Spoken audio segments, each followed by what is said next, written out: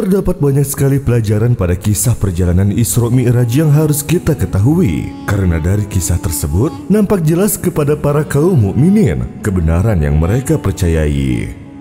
Keesokan harinya, setelah Rasulullah Shallallahu Alaihi Wasallam pulang dari perjalanan Isra Mi'raj, malaikat Jibril mendatanginya untuk menjelaskan tata cara sholat dan waktu-waktunya. Rasulullah Shallallahu Alaihi Wasallam berkata, malaikat Jibril memimpin sholat 5 waktu di Baitullah selama 2 hari.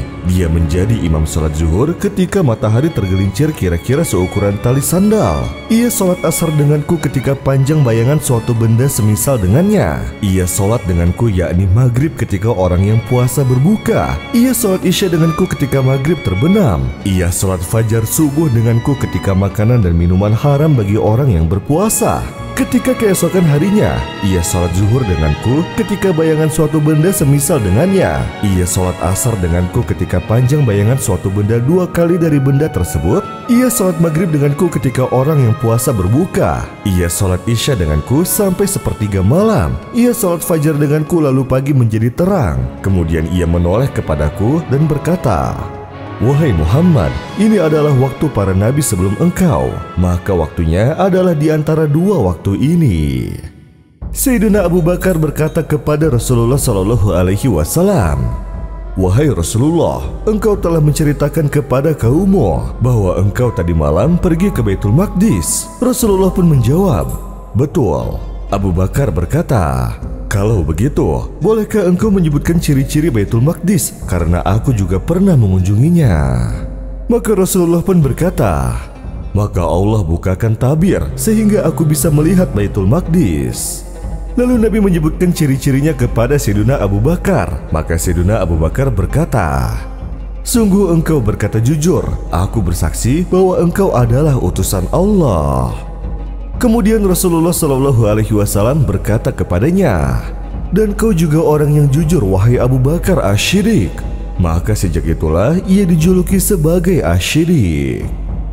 Sayyidina Abu Bakar merupakan wujud keimanan yang kokoh seperti gunung, keyakinan yang tak dapat tergoyahkan. Pada musim haji tahun ke-12 setelah kenabian, ketika Aqabah di Mina, banyak orang yang mendatangi Rasulullah dan membaiatnya untuk tidak menyekutukan Allah dengan apapun, tidak mencuri, tidak berzina, tidak membunuh anak-anaknya, tidak memfitnah, tidak melanggar perintahnya, dan jika mereka menepati janji mereka, maka bagi mereka adalah surga. يا أيها النبي إذا جاءك المؤمنات يبايعنك على ألا يشركن بالله شيئا ولا يسرقن ولا يزنين ولا يقتلن أولادهن ولا يأتين ببهتان يفترينه بين أيديهن وأرجلهن ولا يعصينك في معروف فبايعهن واستغفر لهن الله إن الله غفور رحيم. Ketika itu mereka berjumlah 12 orang laki-laki membaiat Rasulullah seperti baiat yang telah dilakukan oleh para wanita. Setelah baiat Aqabah pertama, Rasulullah Shallallahu Alaihi Wasallam telah mengirim utusan, yaitu Mus'ab bin Umair ke Yatsrib untuk mengajak orang-orang kepada Islam dan mengajarkan mereka perihal agama Islam. Salah seorang di antara mereka bertanya kepada Mus'ab, wahai Mus'ab, Rasulullah telah memilihmu untuk mengajarkan kami tentang agama kami. Kemudian Mus'ab bin Umair berkata, semoga Allah menolongku dalam urusan ini. Sungguh aku diutus untuk mengajarkan kalian Al-Quran. Kemudian salah seorang di antara mereka berkata, dan mengajarkan kita tentang agama Islam dan memimpin kita sholat. Di saat baiat Aqabah kedua, Mus'ab bin Umair pergi haji bersama kaum Al-Ansor. Dalam keadaan para penduduk kota Madinah telah paham agama. Mereka juga dibersamai oleh pemimpin mereka, Al-Basra bin Makmur. Saat itu Al-Basra bin Makmur berkata, aku sangat rindu dengan Rasulullah Shallallahu Alaihi Wasallam. Kemudian Mus'ab pun menjawab, aku juga. Kita akan membaiat Rasulullah di Aqabah wahai Sayyidina Al-Bara. Kemudian Al-Bara pun berkata, kita harus sembunyi-sembunyi supaya kita bisa berjumpa dengan Rasulullah. Kaum Ansor pun datang ke Aqabah secara sembunyi-sembunyi. Mereka berkumpul di perbatasan menunggu kedatangan Rasulullah SAW. Jumlah mereka bertotal 73 laki-laki dan 2 orang perempuan, Nasibah binti Ka'bah dan Asma binti Amru. Salah seorang mukmin di antara mereka berkata, "Aku khawatir dengan keselamatan Rasulullah. Mereka sering sekali menyakitinya." Kemudian salah seorang lainnya berkata, "Itu dia Rasulullah datang. Siapa orang yang bersamanya?" Nabi datang bersama pamannya Al-Abbas. Di saat itu ia masih memeluk agama kaumnya. Akan tetapi ia suka mendukung keponakannya.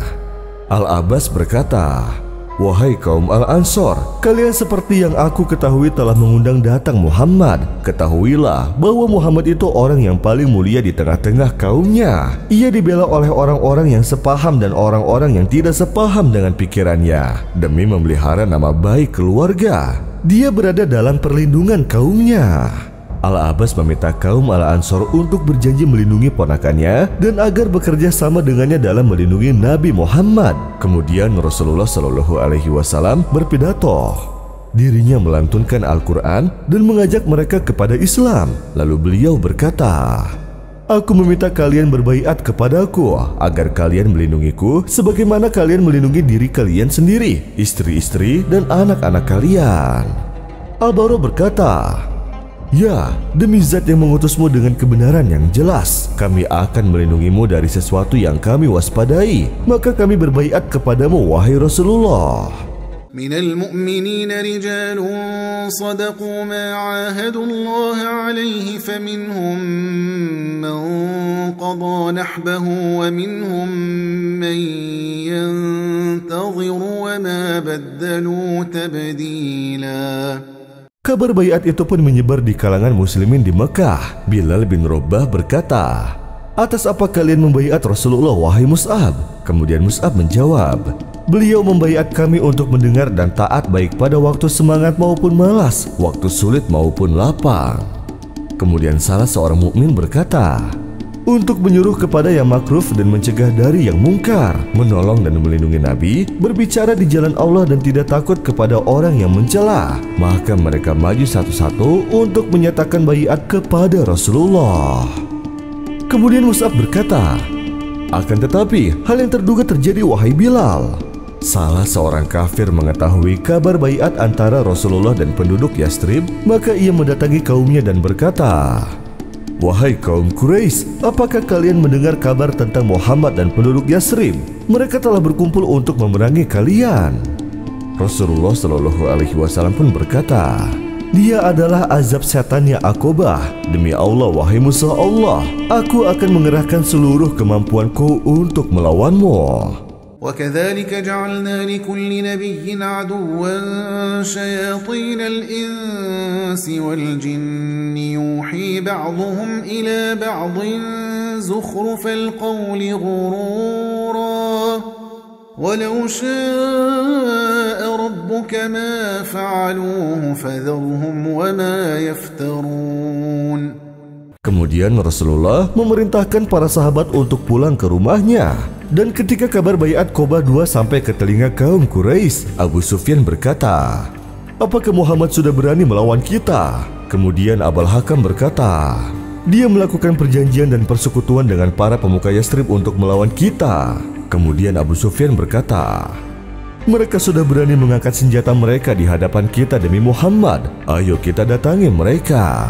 Abul Hakam pun berkata, "Wahai pemuka Khosraj, kami mendengar bahwa kalian telah bekerja sama dengan Muhammad untuk melawan kami." Kemudian seorang pemuka Khosraj Ibnu Salul berkata, "Apa yang kau katakan, wahai Abul Hakam? Itu tidak benar."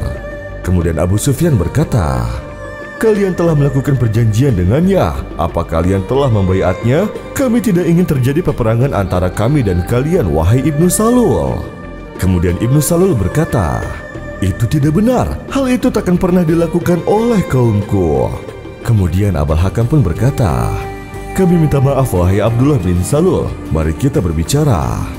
Utaibah bin Abi Lahab mendatangi Nabi dan berkata, "Wahai Muhammad, aku mengingkari bintang yang terbenam dan yang mendekat dan semakin mendekat." Kemudian ia mendekati Nabi Muhammad lalu merobek bajunya dan meludahinya. Akan tetapi ludahnya tidak mengenai Rasulullah Shallallahu Alaihi Wasallam. Maka Rasulullah berdoa, "Ya Allah, kuasakan atasnya anjing di antara anjing-anjingmu." Kemudian Utaibah berkata, "Apa ini? Aku takut dengan doa Muhammad." Maka teman-temannya melingkar untuk melindunginya, dan ketika singa datang, ia pun menerkam Utaibah lalu pergi. Ketika Baiat Aqobah II telah dilakukan, Nabi Muhammad mengizinkan kaum muslimin untuk hijrah. Beliau juga diizinkan untuk berperang dan melakukan perlawanan dari orang-orang yang berlaku zalim kepada dirinya dan juga sahabat-sahabatnya. Allah dan Nabi-Nya telah menghalalkan bagi para sahabat untuk membela diri dari orang-orang yang jahat.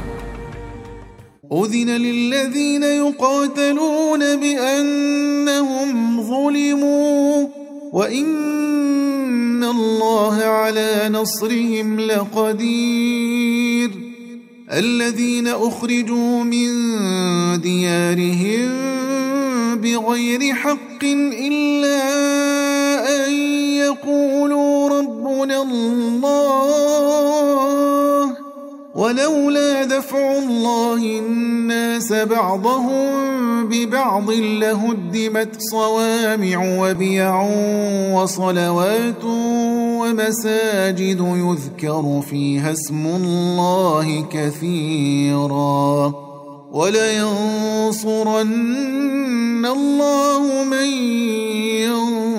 ينصره إن الله لقوي عزيز